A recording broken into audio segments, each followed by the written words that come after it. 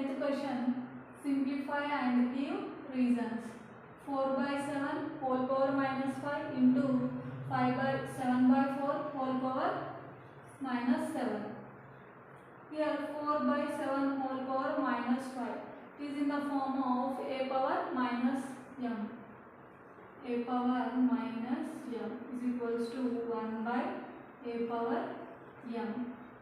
ఇక్కడ పవర్ నెగిటివ్స్లో ఉన్నప్పుడు ఈ ఫ్రాక్షన్ అనేది మనకి రెసిప్రోకల్ అవుతుంది.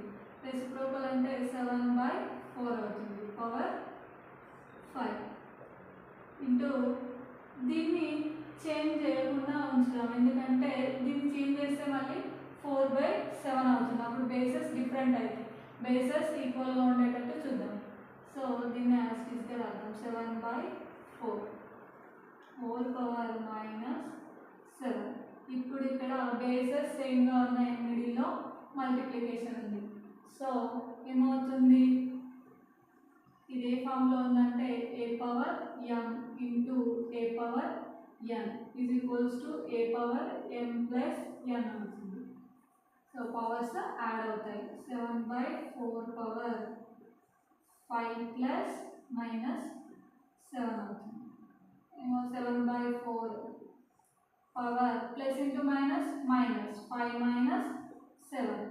7/4 5 minus 7 means -2. -2 ఎందుకంటే బిగ్గెస్ట్ నెంబర్కి మైనస్ సింబల్ ఉంది కాబట్టి సో -2 అవుతుంది.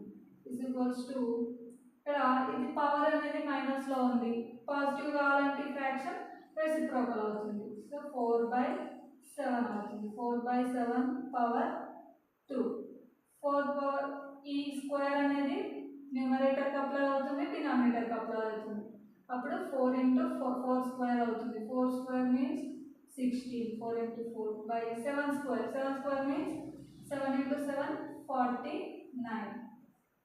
16/49 is the answer.